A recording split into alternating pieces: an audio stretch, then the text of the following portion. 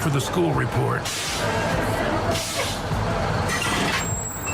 Today we welcome Mike Beighley to the studio, the superintendent of the Whitehall School District, brought to you by Poppy Bus Service. The school report starts right now. It is Friday, everybody. That means it's time for our school report. I am joined by Mike Beighley this morning. Good morning, sir. Good morning. How are you today? I'm well today, and good, too. Good. So it's a beautiful morning here in Wisconsin, and a lot of good stuff happening. So Yeah, a little frosty out there, but, it's par for the course, right? I like it. When it gets crisp in the fall, means good things are happening. So. Exactly.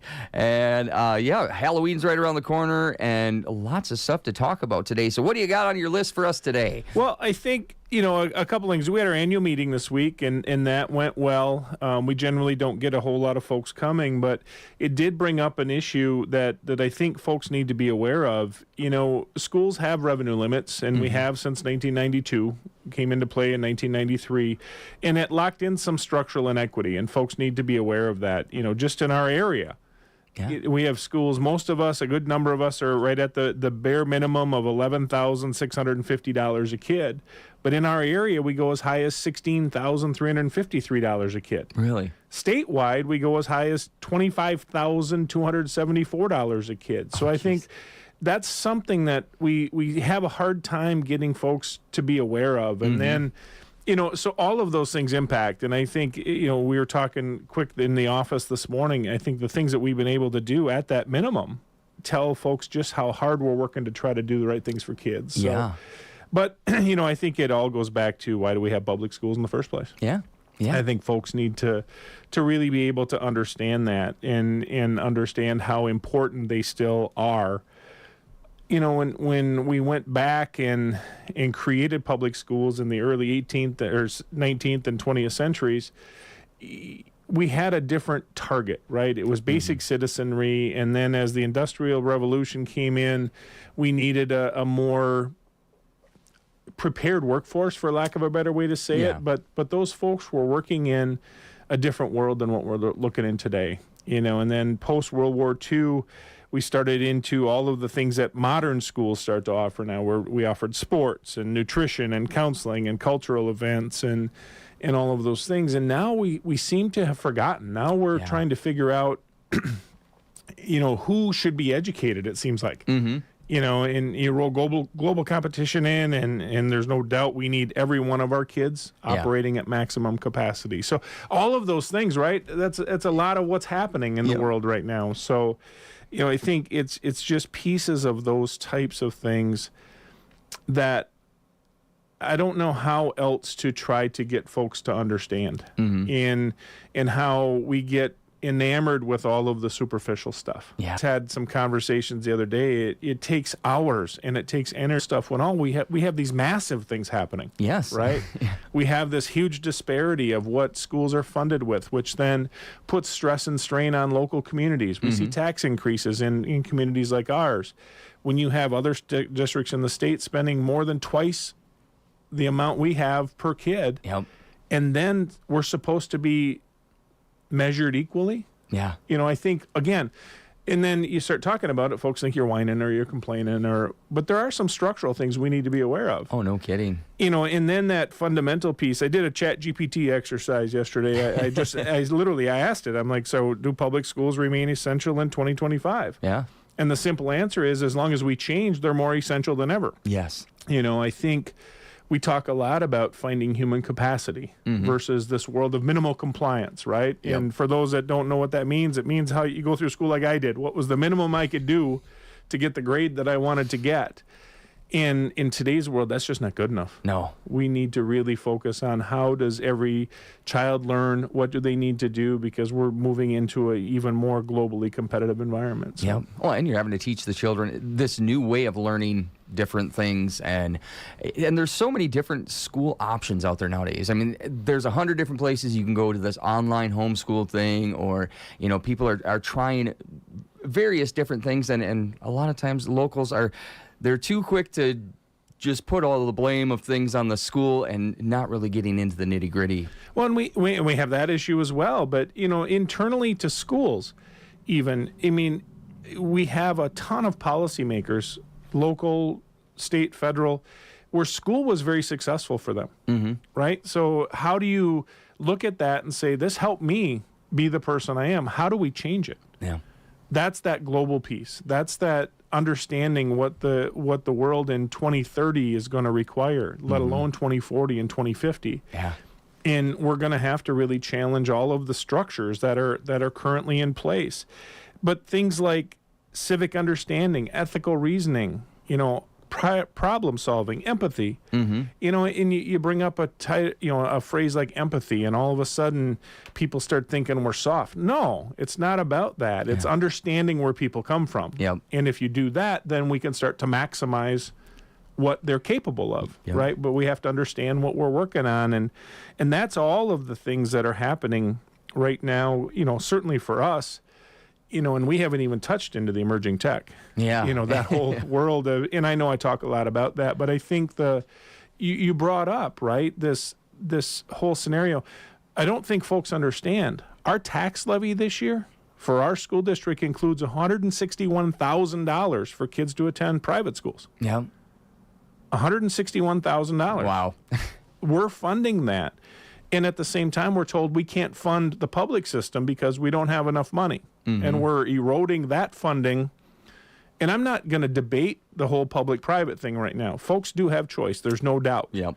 And it's up to us as public schools to remain relevant. How do we make the changes? How do we understand what folks need? And then how do we communicate that? And I think everybody that knows us in this area, we do a pretty decent job of that. We're pretty aggressive trying to figure out what that takes now going forward. But we have to get past these superficial conversations. Yeah. We just have to. And do they become emotional? Absolutely they do. Yep. And they probably should. But that doesn't change the reality for our kids. And we've talked about that before. Your own kids, my own kids, my grandkids. The world that they're going to face requires a skill set. And if we're going to remain relevant as a country, we better educate every one of our kids, not just the kids that can afford it or have the parents that know how to maneuver in the system. And notice I didn't say manipulate. They can maneuver inside the system to better prepare their kids. But if we don't get at this and educate every one of our kids to their maximum capacity, we better not be upset then if we're a third world nation. Yep, because we're falling behind fast. We absolutely are, and we're not aware of it.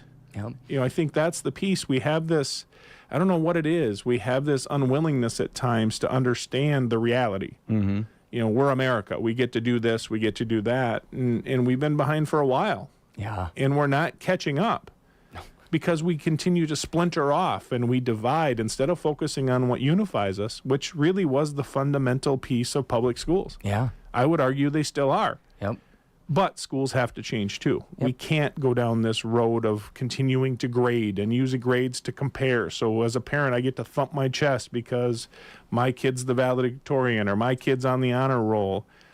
It's not about that anymore. It's about what can they do. Yeah, and giving each student that jump off point into this next world. And talking with you guys here each week, I've been here for over a year now too. It's like we are really, I've talked to all the superintendents about this, how it's really moving towards this, technical training and stuff in high school to help these jump off points, where it used to be, like you said before, 4-year degrees. Now it's like you're wanting to get kids get all this stuff done while you're in high school so they can jump off into this new technology. For years, we have believed that there's some finite set of information that can be shared by an educated adult, can give that information to a group of kids, and they will then be successful as long as they engage in that. That's no longer the case. We need to really focus on helping kids understand how they learn and how can they learn, and then where can they find all of the resources they need. So that's a major shift in and of itself. And that's hard for folks to understand sometimes, both internally and outside of the school systems. It's really hard.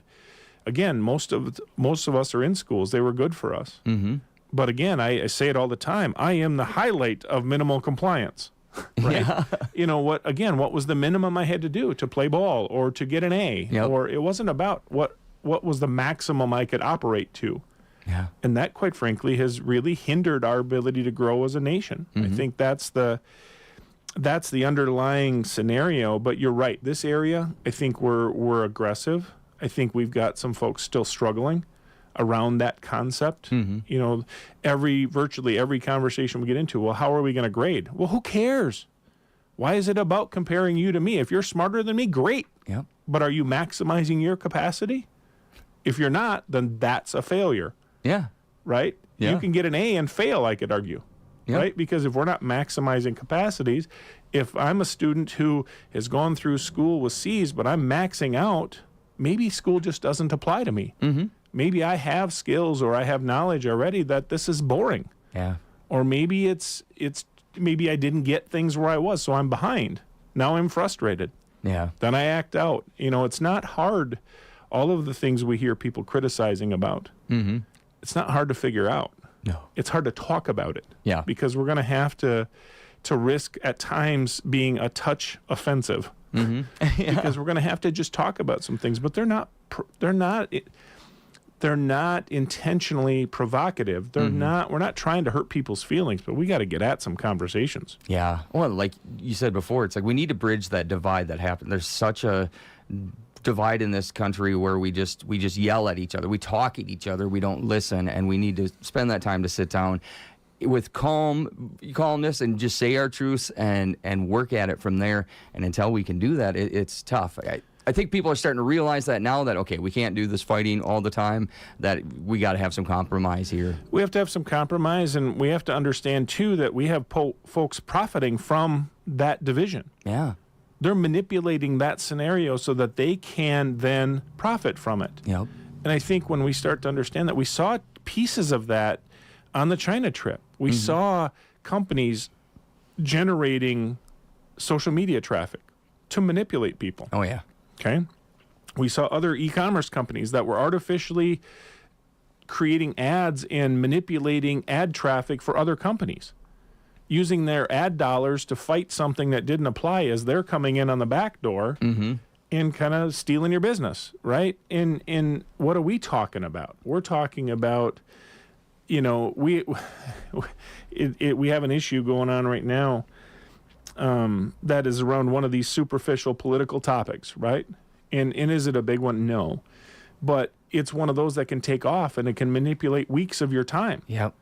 And take it away from the structural change work that we need to have, because we have been manipulated into the smokescreen of what something like inclusion looks like.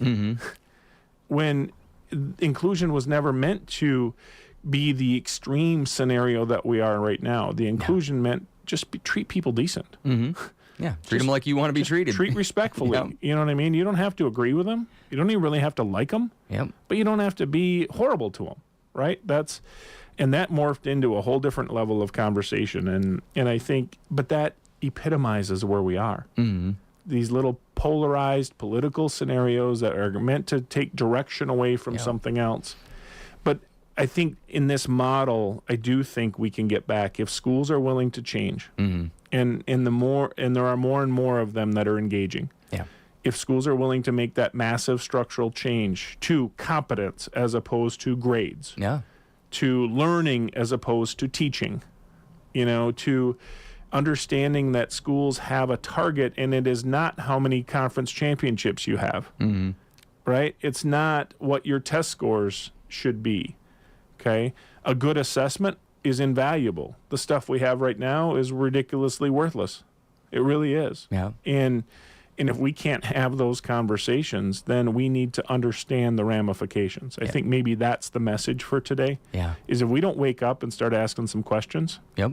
and if schools can't have the answers, then we have nobody to blame but ourselves. Yeah. We need to get in and have some of these conversations. Yeah, because the schools serve as an anchor of our community, life around here too. And if we want to continue to be that anchor and keep this life we got going and move it into the next realm of whatever technology brings us, we've got to continue to serve our kids. Nothing acts in independence, right? There's nothing that is completely on its own. Yep. It's all interrelated, right? Education impacts the economics. I think there's this challenge that we face, especially this time of year. School becomes about taxes, right? Yeah, of course. It becomes about taxes. But it's not about the investment we're making. It's not about what happens for these kids and when we as the adults need to be taken care of someday, or we need to have an economy that, quite frankly, a lot of us can't understand in this entrepreneurial scenario, that in a high-tech driven world, we don't understand that. We better have kids that do. Yeah. We better maximize their capacity. But you're right, that anchor value, that common belief system, that unification piece, we need to really get back to that. It doesn't mean we have to agree. Yep. But we have to find, and we are way more alike than we are different. I will say that till the day I'm no longer here. Yeah. Is we are way more alike than we are different. Right now, people are focusing on the differences far too often. Yep. When 90% of what we believe is all the same. Yeah. But we have to also understand, do we want to be a third world country? Because we're heading there in a hurry.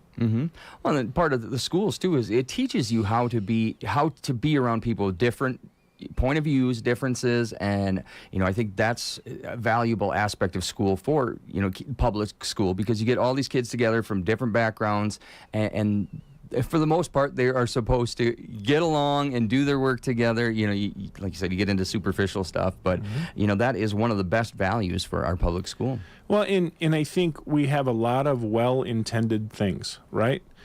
Communication's a great one. Okay, look at our English language arts scenarios, and not an indictment of anybody in particular, certainly nobody around here. But if we can't have a civil discourse in a debate, does it matter if we can read Greek mythology? Yeah. Right? If we can't have a basic conversation, if we can't understand how social media traffic works, if we don't understand how to write a prompt into an AI tool, does it matter if we can read Hamlet? Yeah, no kidding. Appropriate questions. And then I'm not discrediting those works of art. Yep. They are tremendous when kids are ready. And I think giving some flexibility to that and giving some timeliness to that and understanding that not every kid's going to be in the same place, we're seeing powerful results already with the work we've done in the last year and a half. Yeah. We're seeing powerful reactions from kids. This isn't a kid problem. I've said it many times. I'm going to say it every time I'm here. It's an adult problem. Yeah. We are the problem. Yep. We need to get out of the kids' way. Yep, exactly. That's all great stuff. What else you got going on down there? You got annual meeting. Did you have that already? Or We is that did. coming? Okay. We did Monday night. That went fine. We middle school dance tonight. So Okay. our grades 6 through 8.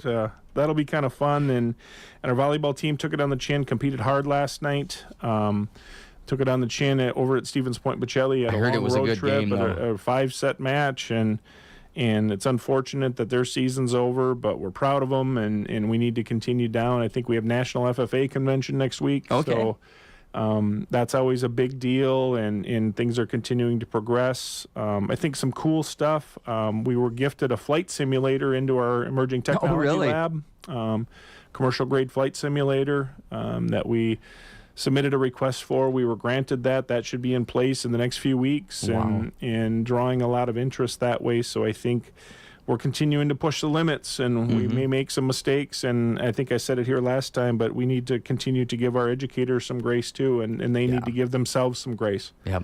We're doing an awful lot of things around structural change, and we're going to have a few missteps once in a while, and we're going to miss a few things, but we're going to fix them. And at the same time, our kids are engaging at levels we've never seen because we're meeting them where they are. That's a big deal. Yeah, that's great. You guys are doing a good job down there.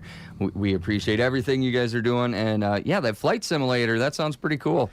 Well, again, that can spark an interest for it'll kids. spark an interest, and then you start learning. All of a sudden, you want to learn the science, and you want to learn the math that goes with it, and you want to understand the technology. And so I think that's all part of this whole scenario. Is we have this idea that we provide industry training or something like that when you're paid to be there. Yeah. No, we have to show kids all of the big stuff, and then show them how the things interrelate, the skills that come into making those things work. Yeah. So we're excited about that. But I do think that is indicative of the work we're doing. Is these folks are supporting what we're doing. They're seeing how much change we are trying to implement and how quickly. I think this annual training cycle and change cycle of schools has to go away. We're operating now on 30-day plans. I think I've talked about that before here. So every 30 days, what do we need to do? How do we get that movement? And that's a whole different scenario than we didn't get it done by August. We'll wait till next year. Yep. Can't happen anymore. No, yeah, you got to keep moving, keep changing, and that's what's happening down there. And with these new technology centers and stuff that they're doing, what I'm hearing from parents too is like instead of their kids coming home that are involved in these, instead of them just coming home, well, what'd you learn in school today? I don't know. They're excited to tell about what they were doing, and so that's really cool to hear. I think, and you're right, and we're hearing the same things, but it's when we let kids learn. It's all about their ability to learn. Going forward, it will be forever. Yeah. It's no longer this finite set of information. So if we're turning them on to learning, then we're doing our jobs. Yeah. That becomes the fundamental piece. And then the unification can come. And then the competition together as a nation comes along with all of those other things. So yeah, that's great. A lot going on. There is a lot going on. Is there anything else you want to cover before we get going today? I think I'm good. But All right. I appreciate the support of everybody around here, and certainly, we don't take things like taxes for granted, but that revenue limit piece, that disparity is something that needs to be addressed, and that's not a local thing. Yeah. And at the same time, I think we as schools need to stop apologizing. We need to do what we need to do for our kids. Yep. And sometimes that puts us in some awkward positions with some tough conversations. And I give our folks around here a lot of credit. We don't hear a lot. We know it's out there. We don't take lightly the idea of taxation. Trust me, we don't, let alone when they increase. But we, at the same time, we're dealing with the future, and we can't be apologetic about that, unfortunately. Exactly. Well, Mike Beighley, it's always a pleasure talking with you. We will see you in a few more weeks. Sounds good. Thanks. All right. We'll be back to talk about more. We're going to jump right back into the hits right after this. You're listening to Coffee